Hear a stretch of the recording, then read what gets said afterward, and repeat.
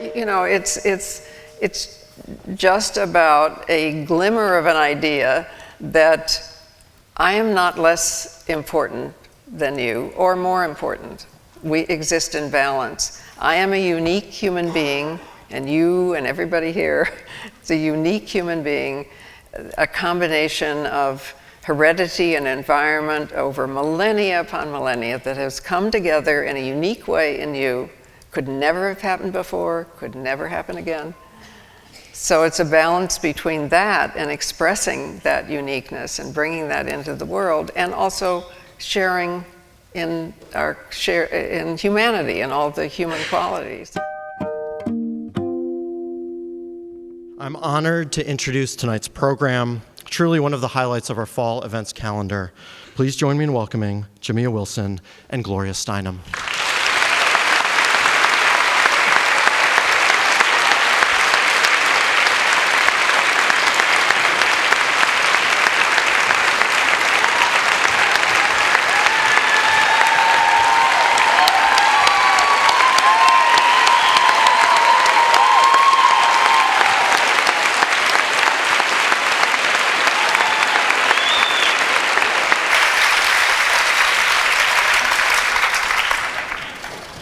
Are we going to have a good time or what? Wow.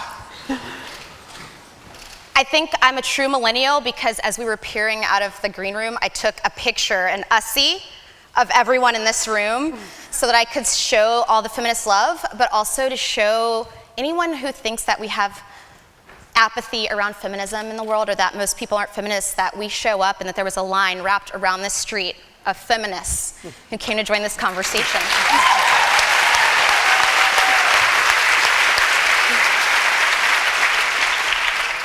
I'm so honored and humbled to be here with Gloria, who is a beautiful, beautiful friend, and who I would say mentored me, but Gloria likes to call it partner,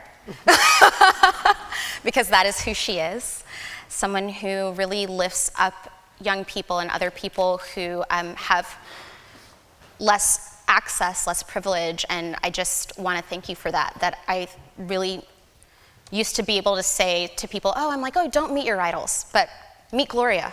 That's something I said to people, because you are what you say that you are, and you really walk your talk. And this is the reward you get. You know, this is fantastic. Thank you. So I wanted to just start this off by saying that reading your book was so beautiful to me, because I felt like the narrative around your life has talked about you traveling and the work that you're doing and the message, but I didn't know about you as a nomad.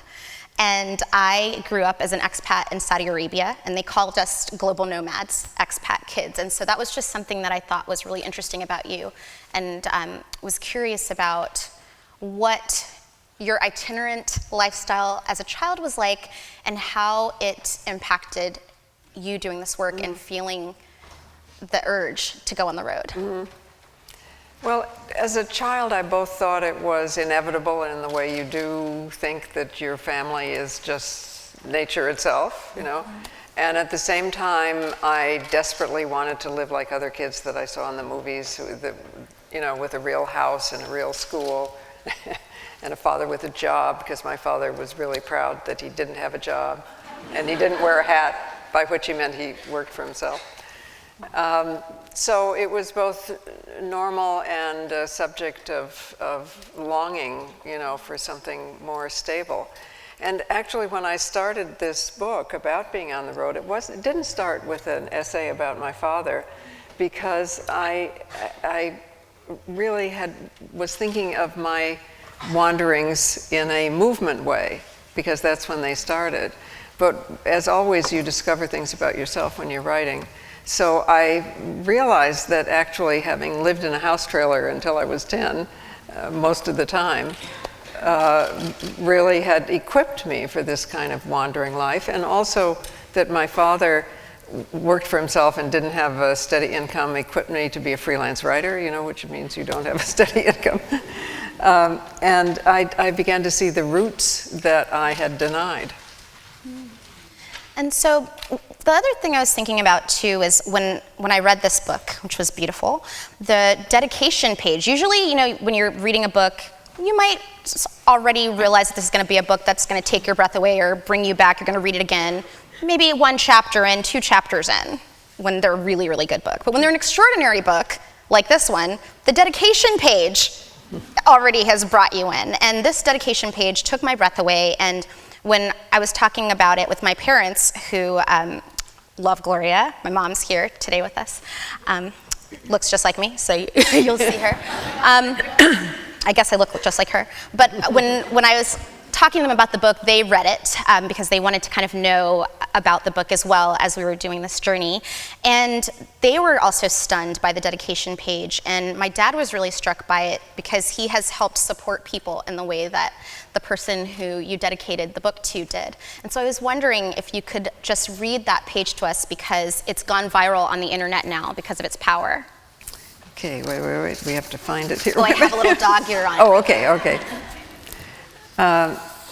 This book is dedicated to Dr. John Sharp of London, who in 1957, a decade before physicians in England could legally perform an abortion for any reason other than the health of the woman, took the considerable risk of referring for an abortion a 22-year-old American on her way to India.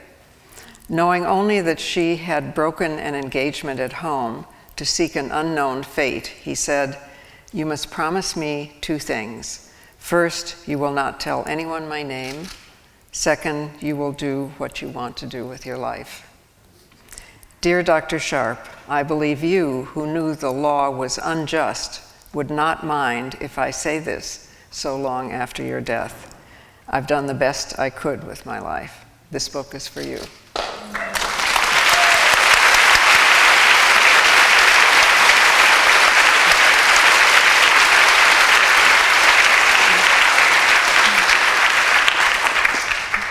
Thank you. I've read it many times, actually, since I got my hands on the book. And so when you say that you've done the best that you could with your life, I liked that you said it in that way, because it opens up life to nuance. There's not a black and white. And I found that in the book, what made me so excited was that there were many questions in it. There were gray areas. And as I get older, I find myself being less on the black and white, less on the duality, right or wrong, and more on the spectrum of fluidity. And I saw you mention that in the metaphor of the road being messy. So I was wondering if you could talk about that a little bit too, about the messiness and the beautiful mess, and how you think that that's, and why you think that that's the sweet spot. Well, you know, I've come to the conclusion that the world is divided into 2 kinds of people: those who divide everything into 2, and those and those who don't, right? And I deeply suspect that the division into 2 comes from genderizing everything. In Japan, I understand when they have a serious subject to debate on television, they have 3 views. I mean, even that is like water in the desert, right? Because part of the problem with solving problems and our feelings about the media is that everything is about conflict, and lots of questions have 6 sides or 12 sides, or you know, not everything is divided into 2. Hello? So the road forces you to realize that, because you are dealing with multiplicity and uniqueness and unexpectedness, and all the people who you think are going to turn out to be one thing turn out to be something else. It's very much in the present. It blasts you out of that bipartite stuff. And it does force you to live in the present. Now, you know, lots of my friends have sent me to meditation courses and mindfulness courses, which God knows I could use. But I don't get there. I don't actually knit it into my life. And I think that part of the reason I don't is because the road does it.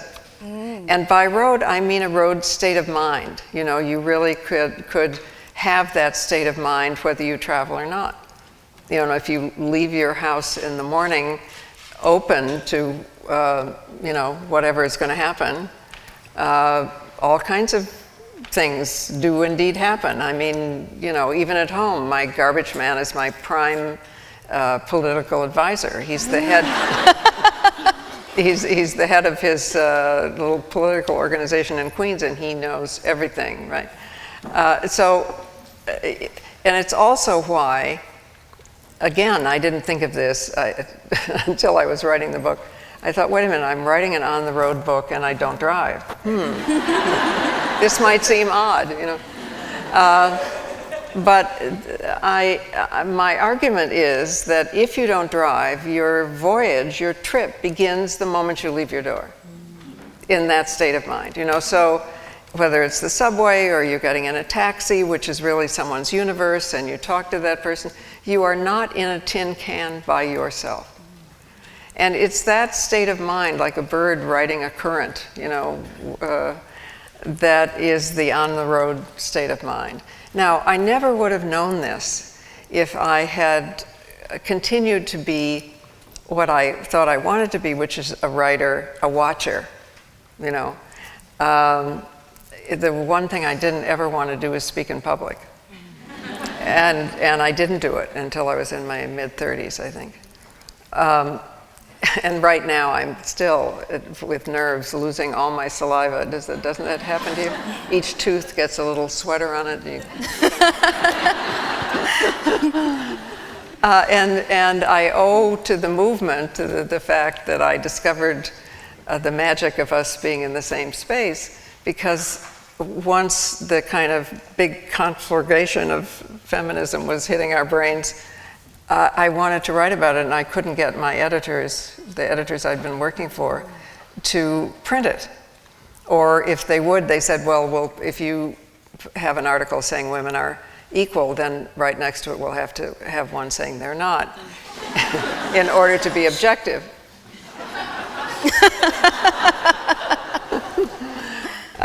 So I'm really grateful to this, you know, to all social justice movements, because it really is all one movement, all these movements, because I got so excited and so angry that it actually forced me to go out and do something I would not otherwise have done.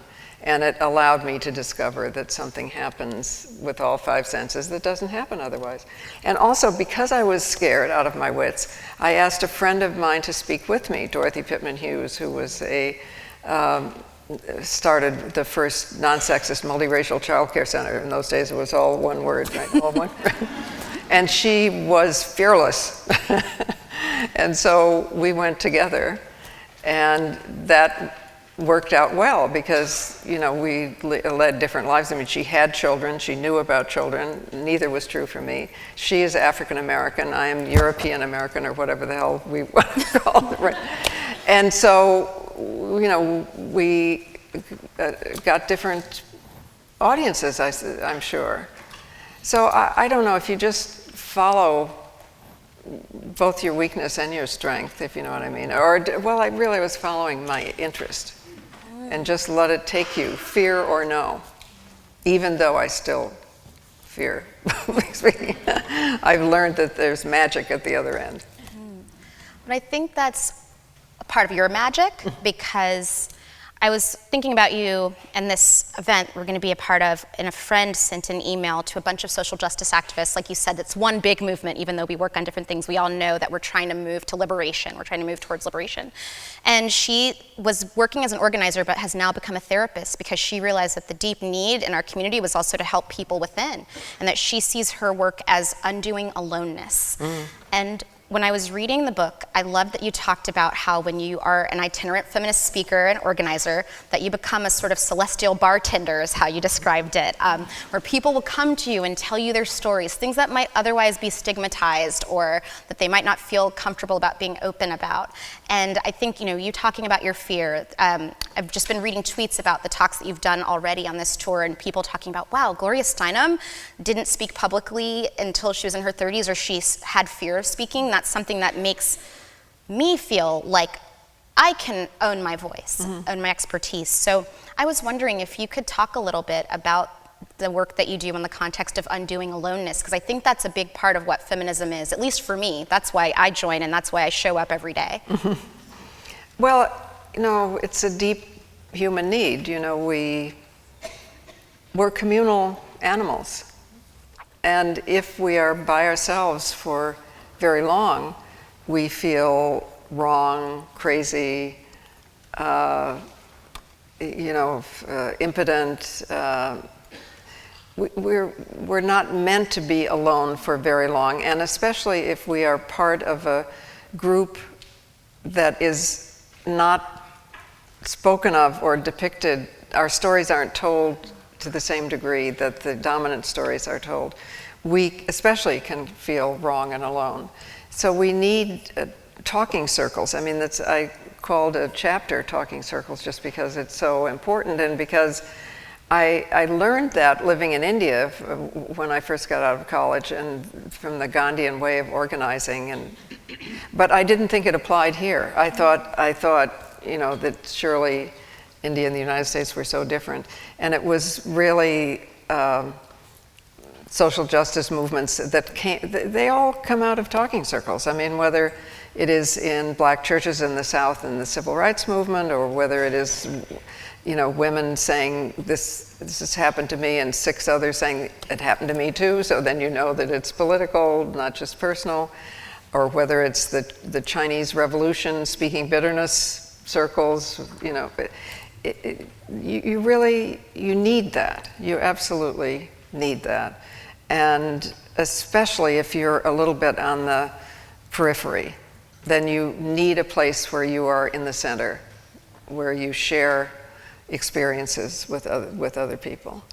I am not going to allow this to become an interview of me. You realize that? Okay? I knew you would disrupt.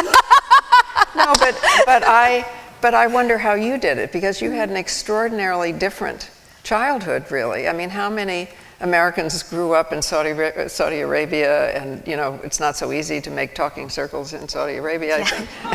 It could be illegal for women to have those, so to speak. So how did you get a feeling of centeredness, that you knew that you're not crazy, the system is crazy? Where did that come from? Yeah, I think a big part of that I owe to my parents. And so my parents were active in the civil rights movement. My grandparents on my mom's side, my mother's parents were really active in their NAACP and were leaders in their community. And so I was always raised, and I was reading about your mom, actually. I saw a lot of my own family in some of the stories, and you talked about how your mom talked about politics like it's just brushing your teeth. It's something you do every day. I was licking envelopes, canvassing. I remember there was an arrest once. We all went to go march about a racist school board hearing that had happened, those sorts of things. And so I was a part of this. It wasn't something that was separate or not for me as a child. It was a part of that. And so I think that was a part of it. I think that, in a way, I also kind of believe in the epigenetics and like the blood memory, that sort of thing. And then I think there's, being in Saudi Arabia actually helped shape my feminism a lot, because having to blatantly see gender segregation that I had to wait outside of, and this is dating me, it's an 80s baby, that waiting outside the records and CD store, the tape store, that I had to wait for my dad to go in and give him a list of items that I wanted to buy, because I was not allowed to go in after a certain age. Once I was 7 years old, my body was considered woman enough that I was not allowed to go in and had to wait outside with my mom. And so I think seeing that sort of thing as a young child and really seeing how asinine it is, right. that really shaped that righteous indignation in me. And then also having my parents, my mom used to kind of call it deprogramming me after I came home from school. Remember, they had me in a pilgrim outfit, and she saw these pictures of other children that were dressed up, as if they were indigenous people, and it was very bad. And she said, "Oh yeah, we don't do that. No. That's not good, And so every day I would come home and there would be a deprogramming process. Or I'd say, I want to have my hair look like Punky Brewster's because it's straight and it's pretty, and I want to flip my hair like the white girls. And she'd say, okay, where did that come from? let's talk about this, and why don't you think you're beautiful? And so I think that those sorts of things helped get me to that place, but I think I had help getting there, because I was exposed to the same media that everyone else was. So even though I grew up in this very conscious home, and they wouldn't let me straighten my hair either for years, which made me really mad, until I realized that that was like a sign of love from them too. That really came from me going to school and having people tease me or taunt me or tell me that I was less, and also from the media telling me that I was not enough. So I'm really grateful to them for that. And for them also never telling me, and this is another thing I took from your book too, that there was any media that I couldn't access. So you had said that your dad would take you to movies that, you know, others might not deem were appropriate, but that you loved that your dad would expose you to things or say that you could eat whatever you wanted or do these things. And I felt like, I remember my parents letting me go see Do the Right Thing when I was 7. But I'm so glad they did, because the rule was just, okay, you're gonna watch this movie and then we're gonna talk about it. So conversations around sex, like genitalia, if I'm gonna get really real here, I remember I wasn't allowed to have any pet names or any sort of fake names about genitalia. I had to talk about vaginas as vaginas in that house, you know, and I'm really grateful for that. Well, you lucked out. You had a talking circle that you were related to, you know. Yes. Yes. No, that's great. I think, you know, not everybody has that, so some people have to seek it out in different ways. But it's, however we find it, whether we're born in it, whether we, you know, find it in the neighborhood, whether we, you know, however we find it, we need it. Because you can't keep going for very long all by yourself. And unfortunately, in this culture, the kind of Horatio Alger by yourself, you know, model is our model, which then keeps everybody conforming, really, because they don't have the support that comes from trying to make change. And also, I think the circle is crucial in another way, because it is the original paradigm of social organization, whether it's in Indian country here, or the Kwe and the San in Africa, or the Dalits in India, or, you know, for 95% of human history, the paradigm of social organization was the circle, because people were linked, we were not ranked. And so because we've been in the last maybe 500 years only on this subcontinent, maybe 5,000 years in other parts of the world, but that's, you know, in any case, less than 5% of human history, has told us that we are ranked, not linked. And that's what we're trying to get out of, you know, out from under those labels that actually were invented for political, in the big sense of political reasons, you know, to control reproduction, to keep races separate, and so on. Because the old languages, the really old languages, most of them that I've asked about or know about don't even have he and she. They don't have gendered pronouns. People are people. What a concept, right? And they don't have a word for nature, you know, because we're part of nature. You know, that's a really profound difference. And so you name subtlety. You don't bifurcate and oppose. And, you know, and sometimes I think as I read more about the history that we don't learn about our own country, because we don't start when people started here. We start when Europeans started, right? You know, I think, this is not to sentimentalize it, just to say it's important to know that what we're searching for is probably in ourselves, you know, and the way it is now is not necessarily human nature. But much that we wanted once was here. You know, and this much that we want now once was here. I find that very heartening, because the most oppressive thing is that, oh, it's always been this way. There's always been hierarchies and categories. There's always been racism. There's always been masculine and feminine. It's a bullshit. That's not true. That's absolutely not true. And so when you're talking about that and just giving me so many things to think about, I was thinking about Ubuntu, that concept in Southern Africa, a very old concept of I am because we are, because you are, because we are. And I think about that a lot in feminism, and that's why I show up. You know, when I learned about Ubuntu, it felt like, oh, this is blood memory. I know what this Ubuntu is. And so I was thinking, you know, before we get to questions, because I know people are aching to ask them, I was wondering if you could talk a little bit about how we translate that oneness you were talking about into the work.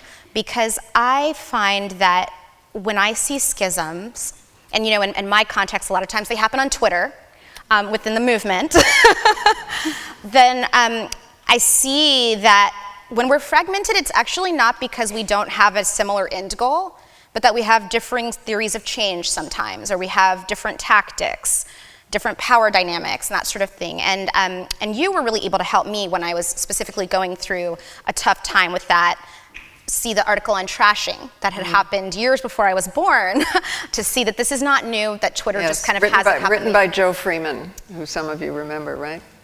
Right. Yes, it was very, I share that with people all the time, because it's good to know that it's not just about mean girl millennials, you know, because that was kind of what the media was telling us about ourselves too, about, you know, how we were working things out on social media, and that was problematic.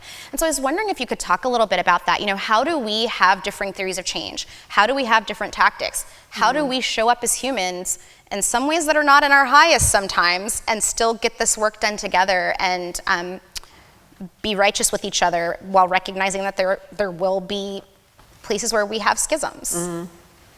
Just a little thing like that. Yes, I really want to know, because I know you've seen a lot. And so I think about this a lot. Well, when you first started, I was thinking that simple guidelines can help us to do every day what it is we want in the future, because the only way you get in the future what you want is to do it every day. Do you know what I mean? Yes. So just remembering simple things like, if you are somebody who in that particular situation maybe has more power than the people around you, remember to listen as much as you talk. And if you are somebody who has less power in that situation for whatever reason, remember to talk as much as you listen, which can be even more difficult sometimes. Just that balance, you know, can make a huge difference, because if you want people to listen to you, you have to listen to them first, usually. And that causes all kinds of changes and openings and so on. Also just the understanding that, you know, these kind of ranking and oppressive systems wouldn't work if they weren't internalized. You know, you couldn't keep the female half of the population or the majority of people of color on Earth, you know, in a box of some kind if it weren't internalized. So we have to deal with that in ourselves too. And, you know, understand that we didn't invent it, and not judge each other because of it, but try to help people get out of it by practical things, exercise, just modeling the behavior you want. I mean, some of it is just totally simple. You know, I was just thinking about the mean girl thing. I was thinking, you know, all the women in this room who have ever walked past a mirror and criticized your body, a girl is watching, you know, and that's how we get there. So we need to celebrate ourselves. All of us women who have ever, you know, said how clever of you to know what time it is in one form or another to men, or refuse to give our suggestions because it might seem pushy, or, you know, I always thought I should have written a book called "It's Probably Only Me, But."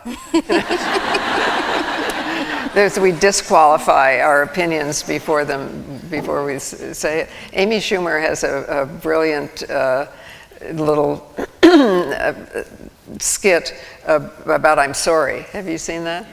Yeah, look it up on the web if you haven't seen it. Because it's a whole panel full of brilliant women who are introduced during this, and it dissolves into a pool of people saying I'm sorry about various things. So just the consciousness. I think consciousness always comes first, don't you? So the consciousness of the remnants of this hierarchy that we have internalized. Because the bad news about being human is that we're adaptable, so that we can get used to, we can accept all these hierarchies as if they were normal. We can believe there is such a thing as gender, which there isn't. We can believe there is such a thing as race, which there isn't, But the other thing is that we're adaptable, which is why the species survives. So what we grow up in, we have an incredibly long period of dependency, because we are born with a smaller brain than a less developed brain than any other mammal, and so much of our brain develops outside the womb that it makes us incredibly impressionable and incredibly adaptable. So, the good news is it allows us to survive, and the bad news is that it makes us adaptable to all kinds of incredible bullshit around us that we then think is normal and inevitable. So I'm only saying that because I think it helps us accept each other where we are, and not say don't do this, but say have you tried this, or I don't know, some way of making positive what otherwise is negative. It's disturbing to me that feminism is used to criticize. You're not being a feminist in the right way. You're not, hello? That's not what it's about. It's not about judgment. It's also, the other thing that depresses me is that when I'm wandering around, people say to me, I don't know enough to be a feminist. Oy. I mean, it's just about a glimmer of an idea that I am not less important than you or more important. We exist in balance. I am a unique human being, and you and everybody here is a unique human being, a combination of heredity and environment over millennia upon millennia that has come together in a unique way in you. Could never have happened before, could never happen again. So it's a balance between that and expressing that uniqueness and bringing that into the world, and also sharing in humanity and all the human qualities. Somehow I think just thinking that way gets us out of the judgment and the conflict, which is in us. I mean, we were supposed to be fighting with each other for the favors of guys, so I suppose this is not going to go away in a hurry. But thinking about it as uniqueness and balance helps. I love that, and I'm grateful for you and your uniqueness and balance, and I know everyone else is too. And so, speaking of that, we want to hear your unique stories and questions, so it's time for Q&A. I know you have them, so come on up. And I'm so grateful to Gloria for all of her wisdom and power. Thank you.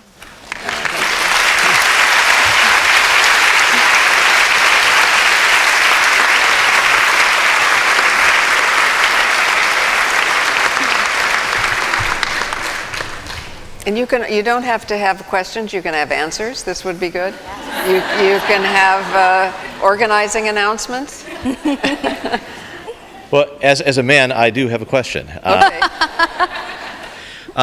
We live in a world where words matter and names matter. And what I'm wondering is, today, at least in America, when children are born, usually the man's last name is used. It is common still today when a couple gets married, if they're heterosexual, the woman will take on the man's last name. So as a man, if I'm interested in promoting real equality, what should a wife do with her name? What should, if I have a daughter, what should she do with her last name? How do we really reclaim words to empower people? No, thank you. No, naming is profoundly political, as we know, and that's how come we went back and found this old term Ms., which just means female without marital status. I don't think I want to deal in shoulds, because I'm not saying, I mean, everybody gets to make a choice, right? I think the most kind of a simple way to solve it is to say that if you marry, you each keep your own name. Your children have both names, including if you've been married more than once. It would solve the problem of saying, this is my child by my first marriage and this is my child, because you would have both parents, the kid would have both parents' names. And then when that child gets to be, say, 18, he or she can pick any name they want. One of those two, a completely different name. And the more unique our names, the more practical it is in an electronic era anyway. So, that I think is the most common sense solution, but it is not to be imposed either. People get to choose. Thank you. Hi, I'm nervous. Hi, I was raised a conservative Shia Muslim in Arkansas. And now Write a book. I've been asked. Good. You'll have to come to the book signing then. And I'm a faculty here at Harvard now. So like you said, we all have very unique experiences that bring us to where we are and who we are. So first, thank you for being you, because that helped shape who I am and influenced my decisions, my personalities, and questions. So I have two. One commentary maybe.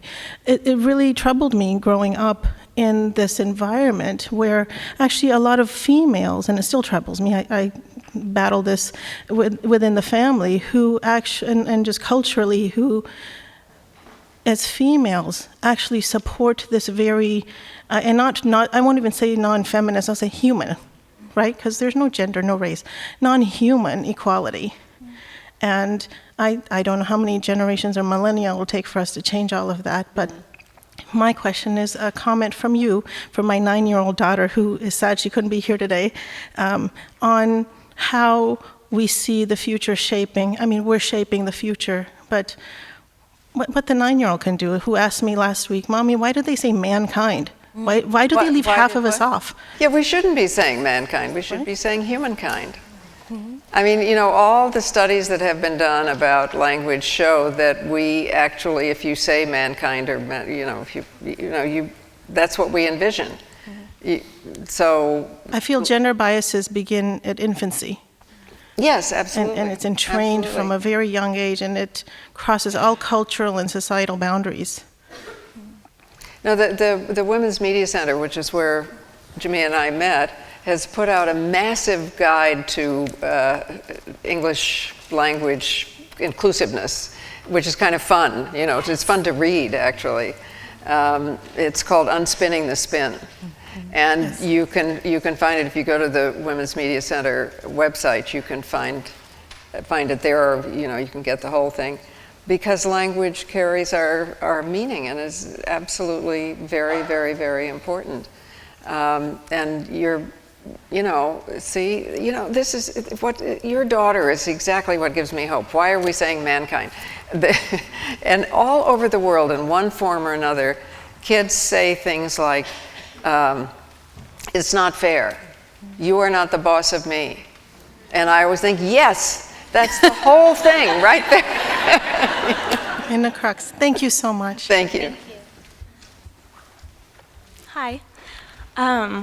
So I think that, unfortunately, a lot of the road and travel narratives that we all know are typically male narratives, like the most obvious one being on the road.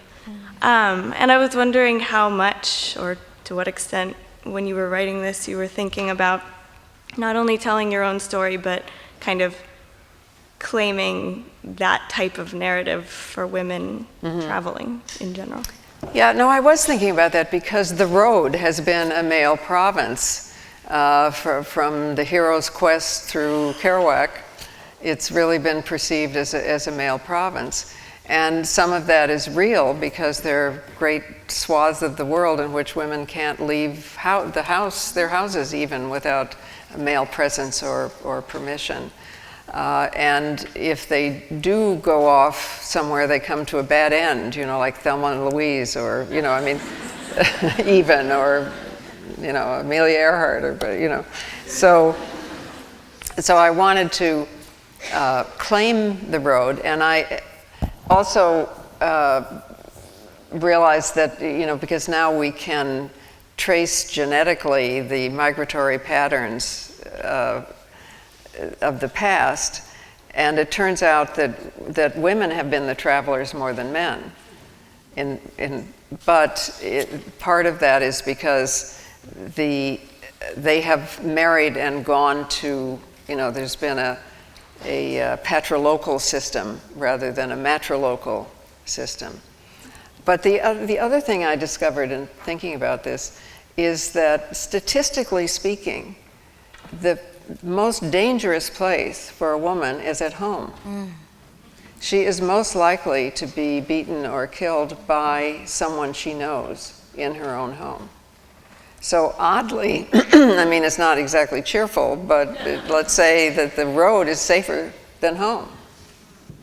In any case, it belongs to us, and we need to take the road back. And we have a right to go off, adventure, and be welcomed when we come back, rather than shunned or abandoned. Thank you.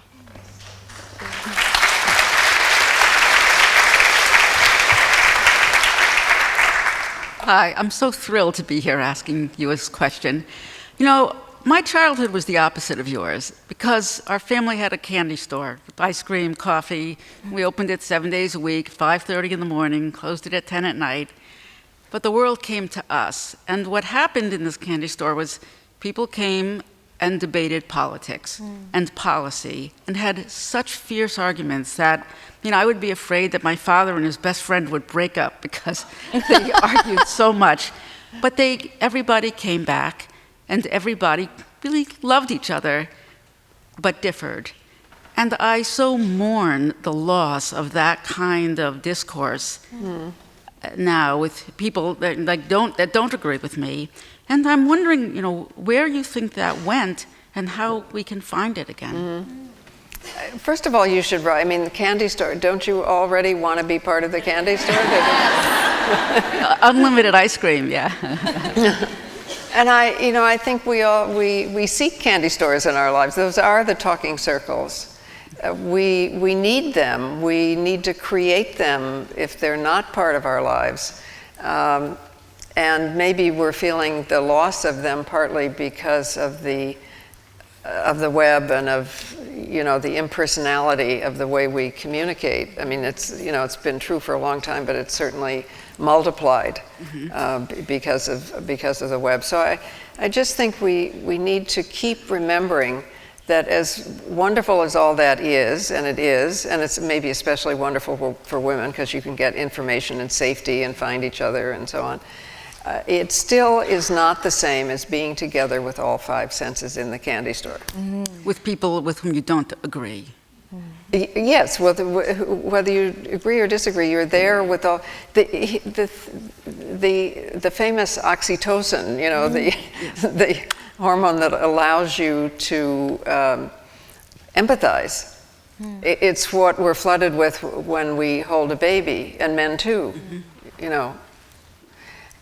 I asked my friendly neurologist whether it was produced from reading, as much as I love books, or from the screen, whether computer or otherwise. And she said, no, actually, you have to be present with all five senses. So we need to remember to have a candy store in our lives in whatever form is most natural for us. And to keep it open, so that other views and breezes can come through. Thank you. Thank you. Hi, Gloria. Thank you so much for sharing yourself with us, not just tonight, but throughout your entire life. You spoke earlier of your original desire to just watch and write. And I often find myself stuck in that slightly passive mode as well. And I was just wondering what the trigger was for you to take a more active role in the world through social justice. Mm-hmm. It is, I think writing journalism maybe appeals especially to outsiders in some way, including women, because you can express yourself but not be in danger or not, right? And what got me out of it is movements. I mean, the anti-Vietnam movement got me out a little bit because of, but it was really in terms of speaking in public and taking on conflict. You have to care about something so much that it's way more important than that other stuff. And also, once you start to do it, you just discover you don't die, and you can just, in the beginning, say that you're nervous about it or you've never done it. People will, forgive you and identify with you. There's some surveys showed that people fear public speaking more than death or something like that. It is true. So that you'll find a lot of sympathy. But I would only say one, it's something you deeply care about, probably, and you really want to change. And two, even if it completely flops and completely fails, it is still better than not trying. Because if you don't try, you'll walk around forever thinking, what if? What if I had done this? Maybe it would have happened. Maybe it would have changed. So in any case, it's absolutely worth it. Thank you. Thank you. Good evening, Ms. Steinem. My name is Andrea. I'm Canadian, and I'm a grad student here at Harvard. And my mother, like you, suffers from trigeminal neuralgia. So I'm very sorry for that journey that you've had to walk. That's an awful path. But on a happier note, I'm one generation behind you and the lucky recipient of your message. In the early 80s, you came to my alma mater at the University of Victoria in British Columbia and spoke. And so armed with your message and a great childhood and revolution from within, I thought, I'm going to go and be amazing and get a job as a flight attendant for 6 months or a year. So 20 years ago, you walked onto a flight that I was operating. And I made that, oh my God, it's Gloria Steinem face. But at Air Canada, they teach us, when celebrities, and I don't appreciate that word, but when celebrities walk on the plane, we understand that you're trapped in a metal tube at 40,000 feet for a certain amount of time, and they ask us to ask the other passengers not to bother you with photos and signatures. So it's now been I'm starting my 31st year as a flight attendant, and you, by far, were the celebrity that caused the most excitement.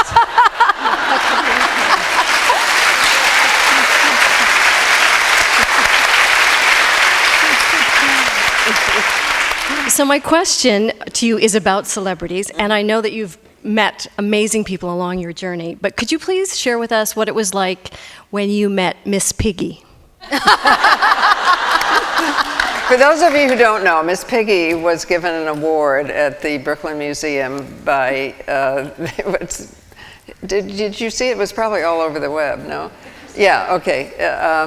And what was so interesting about it was that I sort of am behind a counter, and kneeling down here is the guy who's doing Miss Piggy, right? and I can fully see, 100% that Miss Piggy is a hand puppet, right? I totally believed in Miss Piggy.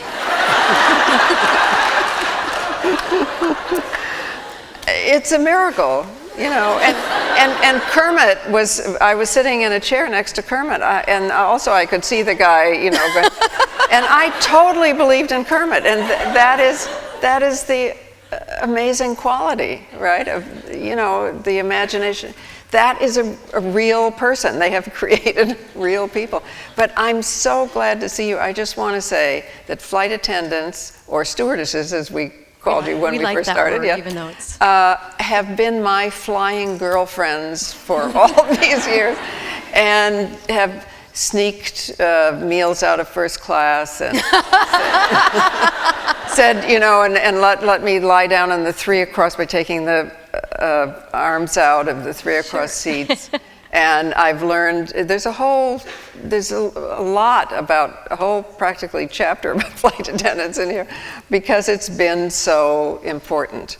And I remember one flight attendant said to me out of St. Louis, she said, you know, I had Phyllis Schlafly on my flight. Wait, I put her in the middle seat.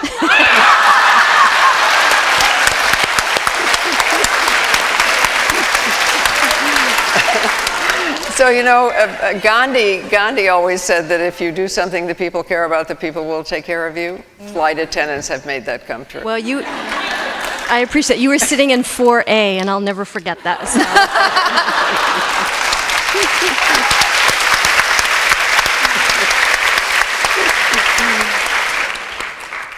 Good evening. First and foremost, I wanted to sincerely thank you because you gave the commencement address at Smith College the year I graduated.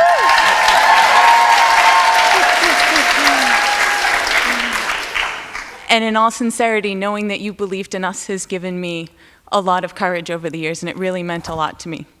So I wanted to thank you. And second of all, I'm going to be teaching my first undergraduate class in the spring.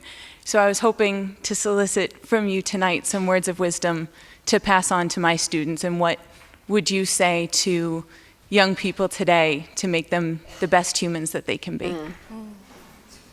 Well, I don't know what your situation is going to be, of course, but if you can possibly get people to, you know, if there are movable chairs or desks so that they can sit in a circle, it really makes a difference. As opposed to, you know, I'm sorry because we have too many folks here, so you're looking at each other's backs, we're looking at you. This is a hierarchical structure based on patriarchy. And we're spiritually in a circle here, but physically in a circle, and everyone speaking, even if only to introduce themselves or in the beginning or say what they thought about the lesson or something, then everybody owns it. And it works a miracle in classrooms. It's just totally amazing. As for what to tell them, I wouldn't tell them. I would, I think, listen and try to figure out what it is that they're uniquely wanting to do and try to support that. Or at least just to listen. Just to listen. People, you know how we don't know we're lovable until we're loved? Okay, we don't know we have something to say until somebody listens. And that's what great teachers, which is what you're going to be. No. Thank you. Thank you. Thank you. Hi, Gloria. I also am a Smith College graduate. Totally different question. It's a cabal. But my question, when I was there, it was the height of political correctness. And it was my orientation as a freshman. We were given the Smith College Dictionary of PC terms, where everything is really frigid and framed on how to name things. Although I didn't really believe in it myself, because by naming everything, you lose a lot of the actual diversity that is around you.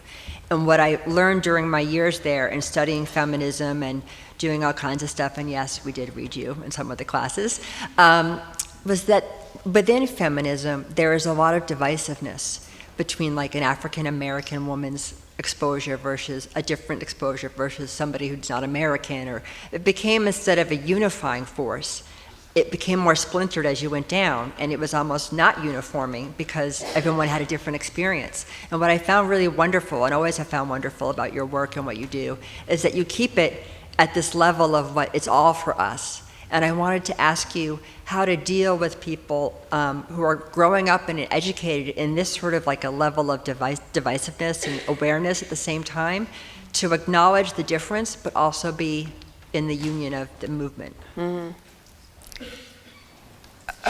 Well, let's see. Sorry. No.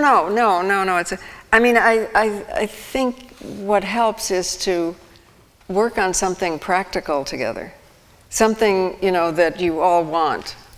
More lights in the parking lot on campus, so where there have been assaults. I don't know. Just some. You have to, agree on because the other stuff is all off there in the air someplace, and it's freighted with difference. But if you have the experience of doing one project together, here's an example of how simple sometimes complexity really is. There's a group in New York called 100 Black Women. It's a leadership group, very important. And there was a group of Jewish women, I've forgotten which one, and they were trying to do something together and it just wasn't happening. So they called in a friend of mine who is a feminist conflict resolution expert. Can I get the certification? We need to talk about that afterwards. And how did she become an expert? Because she ran 2 women's centers for 30 years. She's an expert, okay. So she listened and she said, well, do your presidents know each other? And actually, they didn't really, except trying to get together. And she said, well, tell them to have lunch once a week for a few weeks and it'll happen, and it did. We have to know each other. Bell Hook's version of this, which I love, is if you buy shoes together, you can do politics together. So the question is, who do we know? Who do we go to the movies with? Who do we have lunch with? Who do we, it's unlikely or less likely that we're going to come together unless we know and trust it. Nothing replaces trust, nothing. Great, thank So take the little steps first, and the big will follow. Thank you. So I want to ask my friends at Harvard Books, where we are in time check, how many questions we can allow right now? How many more?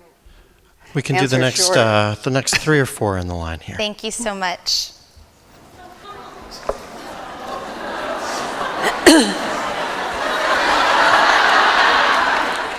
Or 10 minutes. How about that? Sounds good.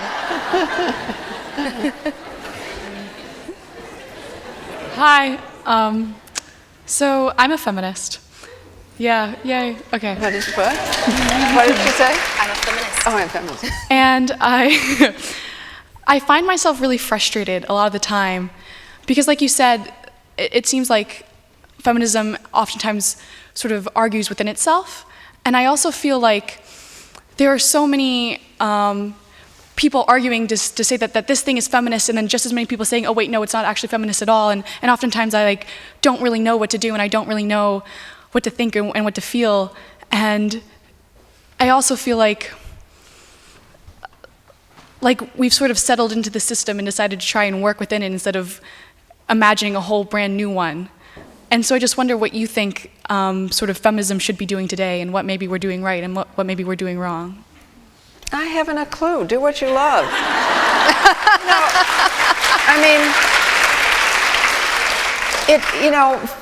Feminist just means we believe that whether we're men or women, whoever we are, that we're all full human beings with all the same economic, political, it means what it says in the dictionary.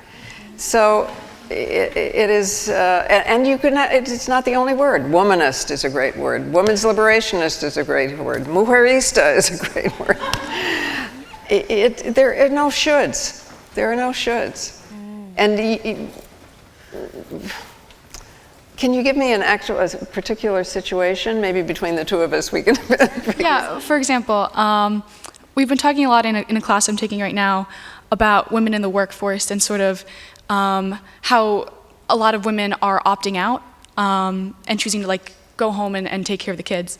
And sort of, I find this sort of frustrating because there are many people sort of saying yes, that's a good thing. Women should have the right to choose between whether or not they want to work, whether they want to be home with their kids. And there are also plenty of people saying no, women should find some way to balance the two.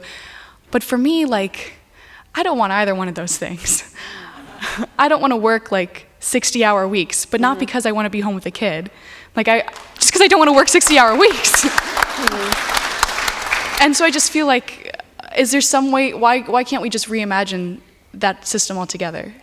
Why Yeah, have we stopped can. That's doing the that? whole idea. I mean, listen, this is not going to work until, really, really work, until men raise children as much as women do. And that, not as a punishment, not just for the, it's a gift. I mean, we tend to become more whole people when we are able to be active outside the domestic sphere, right? Men tend to become whole people when they are active in the domestic sphere. It's like there was a whole full circle of human qualities, and we arbitrarily had said these are masculine, these are, it's not true. But we each need to, in order to complete the circle, we need to move in the direction we haven't been. And it will, if you read Dorothy Dinnerstein, you will also come to the conclusion that men raising children is the key to world peace, because it develops in men all the human qualities and doesn't prioritize the aggressive ones over here, but develops empathy and patience and attention to detail and all of that. So absolutely, what's wrong is not us, it's the system that we need to change. And we're the only modern democracy in the world without a national system of childcare. I don't need to tell you about, we need to get mad and do it. And, there is no right or wrong way to be a feminist. I mean, except, I guess, if you just really hate other women, that's a wrong way to be a feminist. So, it just, how can I say this? Why blame the victim? It just makes absolutely no sense. Just to support, you and I support each other, we all support each other in making what increments of change we can, and in unifying to make a lot of trouble, so that we finally get better legislation and childcare and, everything that we don't have. Thank you.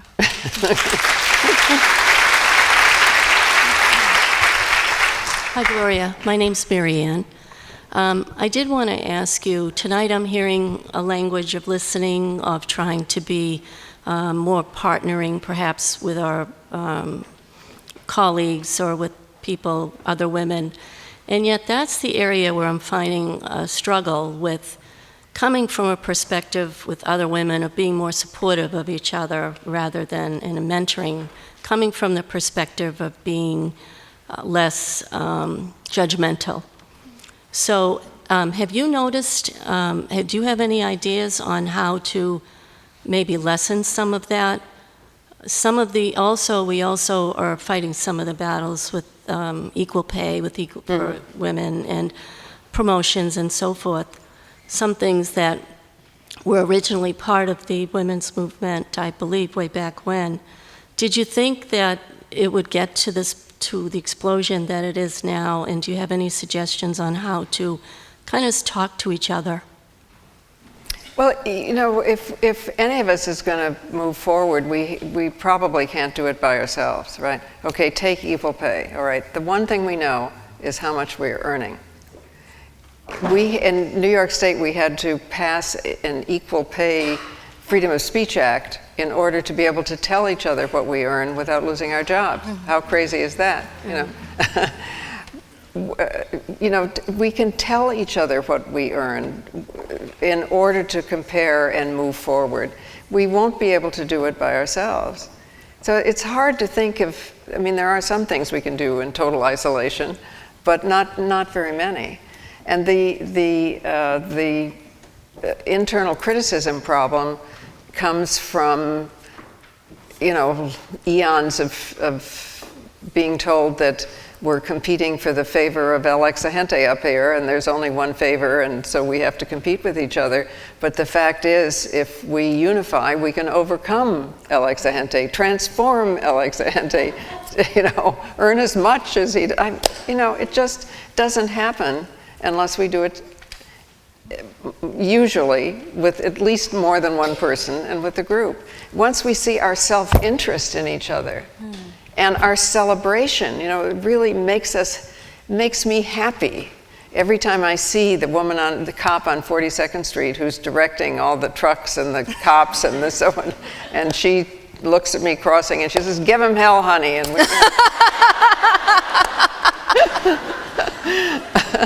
I mean, once you discover the joy of that, it's really hard ever to go back. Okay, thank you.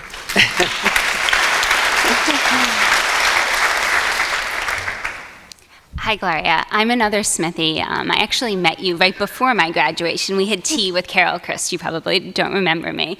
But at that time, I told you how much your book, Revolution from Within, meant to me. And I'd just like to say it again because that book changed my life. And I mean that from the bottom of my heart, and I'm going to tear up saying it. So,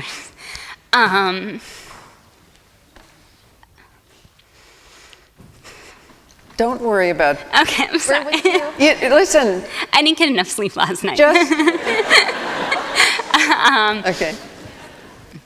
So my question is, I'm about to get married, and I knew how to be a feminist when I was dating, right? Like, I had no problem asserting my needs to men in the dating sphere. I had no problem telling men I wasn't interested. I had no problem making the first move, and I felt very empowered and very grateful to the feminist movement for all of that.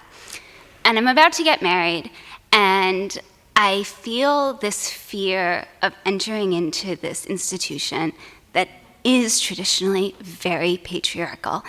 And what I'm up late at night thinking about isn't, is the man I'm marrying the right man? It's, how can I be participating in this institution that for so long was used, I feel like, to hold women down. And I know that you spoke about this a little bit before you got married, and I'm just wondering if you can elaborate on that more fully. And also, there's this proliferation of articles, I feel like, in the media.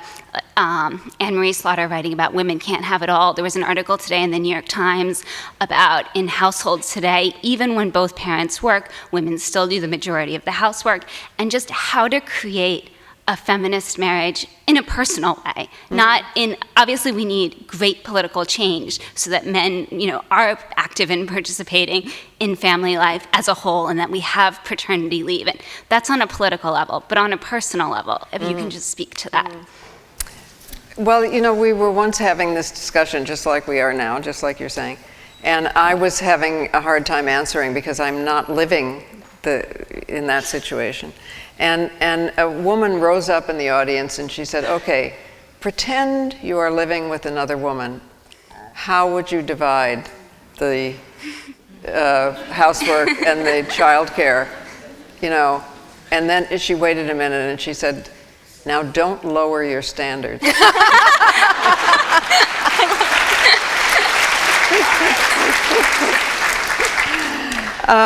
It is hard to get, I hope that the fact that there is now marriage equality means that the paradigm of marriage will change because it's two men, two women. It may, be the best thing that ever happened to marriage because it will help to equalize marriage. But it is hard not to get back to fall into those roles. When I got married, we got married because he needed a green card. We loved each other, we wanted to be together, but we wouldn't have thought of it at our advanced stages, if he hadn't needed a green card. And we were worried also about sinking back into these roles. So we didn't say husband and wife, we said the friend I married. Oh, I love that. And he was certainly just as more likely than me to. You just have to think about what's fair and what talents you have, and throw away the old idea of marriage. That's somebody else's marriage. Your marriage is a friendship, is a partnership. It's different. Thank you. Hello. I'm also out here from Northampton. It's so interesting. You've mentioned the 5 senses a couple of times now, and I've actually heard that there are hundreds of senses. how can we use our sensuousness, our sensual power, our sensual fierceness to our advantage? It strikes me as a piece that has been missing from the feminist platform. Can you speak to that? Are you assuming that women have a more sensuous nature than men, or you're just talking about human beings in general? I think our sensuousness is different, and I think the power of that sensuousness has been suppressed. And there's a great deal of, for lack of a better word, power there that I don't think, take advantage of in realizing our own strength in any given moment, let alone situation, let alone our marriages, our jobs. Tapping into that sort of largely unknown frontier seems very exciting to me, seems like it has a great deal of potential. And it also strikes me as something that's been absent from the feminists' platform. To me, I mean, am I wrong? Well, it certainly was there. I mean, the myth of the vaginal orgasm and all the,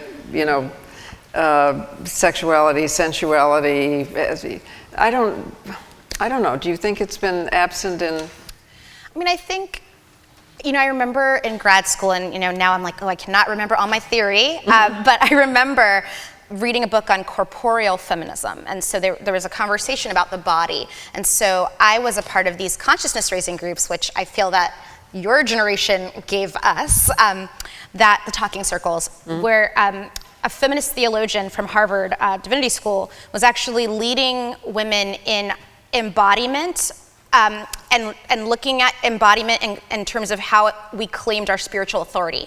So these were people who felt like we were outside of the phase that we'd been raised in, or the connection to nature, anything that we felt like we couldn't be embodied because of what patriarchy had done to us. And so we would just come together and talk.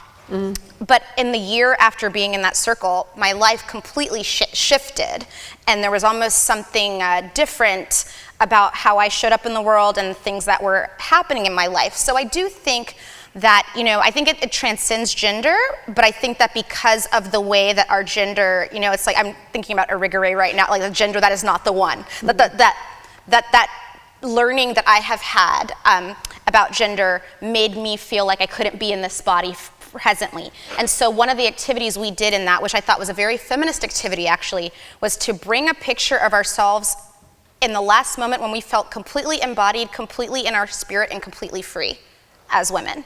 And mine was me at age 4 in tap shoes and with my baton, with this very, very uncombed, sandy-colored afro, with snaggle teeth and ashy knees. And I said, that girl loves who she is, does not care what anybody thinks about her, and she is awesome. And so after we did that, the meditation was, okay, every time you find yourself not being embodied, every time you find yourself not being true to yourself, ask yourself, would you lie to her?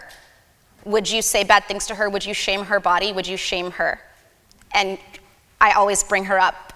I always call her in when I need her. So I think that in that sense, that work is happening. But I think that, because for those of us who have been othered, even for me, I realized that it went beyond gender. It went towards skin also, not just being black, but also being on the darker end of that spectrum within a lighter skinned family, that all of these things have to do with internalized oppression, and that is a part of the work. But I don't necessarily think it means that we're in a specific sort of body, because we all have different bodies, we all have different genders, and there are people who were not born female body but are just as woman as I am. And so I think that it really is about the claiming of the body that we have and that we feel, without letting an imposition from patriarchy or racism or transphobia rule that for us. I went to a gathering, I don't know, last year, I guess, and there was a New York street artist there, great. I mean, looked like a street artist, right, anyway.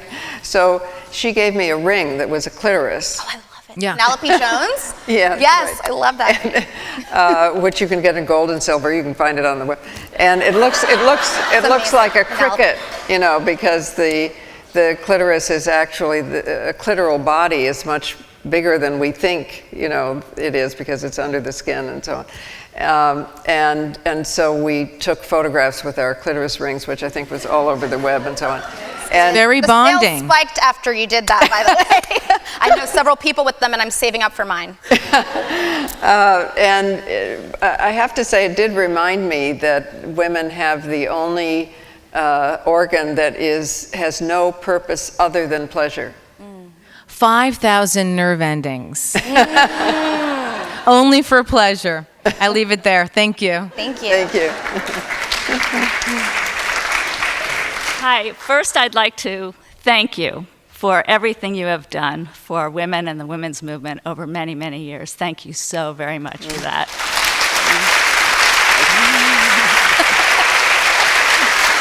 And for what you are doing as well. Thank you for bringing us together this evening. I think just being in this room has been a real, real treat for us to just feel both of what you're sharing with us and to make us feel wonderful. Just to be together is a wonderful thing, and thank you very much for that. And then I have a question for you. As you know, over the years, the women's movement, let's call it, has had its ebbs and flows, shall we say. And one of the greatest times, I think, was the suffrage movement, which we can now experience with a new movie, Suffragette, that's just come out. And then our history took this incredible turn after that, and it's gone up and down. And thanks to your work, we had this great period when it was so much in the news with Ms. Magazine and so forth. And now again, thank you. I'm aware that in 5 short years, it will be the 100th anniversary of women getting the vote, which, as we know, was an effort to get the vote, but it was more than that. It was women who really wanted equality. And I'm hopeful that for the 100th anniversary, there would be another opportunity for people to come out by the thousands and to say we care. I think it's an opportunity to shine a light on all the work that people are doing, that you are doing, that others are doing, for legislative improvements, for economic improvements, for personal improvements. And I'm wondering if that's something that you're interested in trying to help promote so that we can really take that opportunity in 2020. Thank you. Yes, no, absolutely. I mean, we're celebrating the anniversary of Beijing, for instance, now, and of the Houston Women's Conference. These anniversaries are important because they honor and elevate our history, so that everybody knows, or at least more people know, because it's not being taught in the same way that it should be. No, I think absolutely. And I think, need to take that occasion of celebration of the past to say, and here's what we want now. I agree. Right, that equal pay would be the biggest economic stimulus this country could ever have. That if we attributed a value to caregiving work at replacement level and made it tax deductible, would be fantastic, and not undoable, quite easy to do. They're just all kinds of ways that we can use the celebration to shine a light on what we need and what could be. So thank you for that. But here's what we're all together, and there's such a good feeling in this room. I just want to make sure that you know each other. Hello? Do you want to? I mean, I don't know, but introduce yourselves to. Look, if we are here together, we care about a lot of the same things. You could find a new talking circle, a new job, I don't know. So, and you don't have to do this if you don't want to. You don't have to do anything you don't want to. But introduce yourselves to, say, 4 people you don't know, and while you're here, and say what you care about, what you're doing, and see what happens. Thank you. Our lives may be very different because we were together tonight. Thank you so much.